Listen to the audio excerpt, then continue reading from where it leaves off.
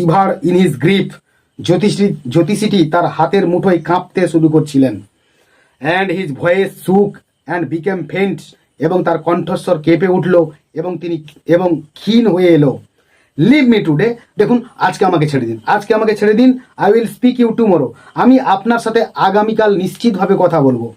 The other thrust his palm in his face, অন্যজন তার মুখের সামনে নিজের হাতের তালুটাকে মেলে ধরলো।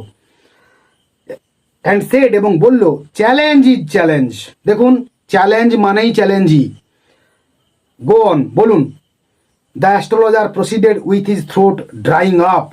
শুকিয়ে যাওয়া গলা নিয়ে জ্যোতিষী বলতে শুরু করলেন, দেয়ার ইজ আ ওম্যান, একজন মহিলা এমন আছেন ডট ডট ডট, আরও কিছু বলতে চাইছিলেন আর কি।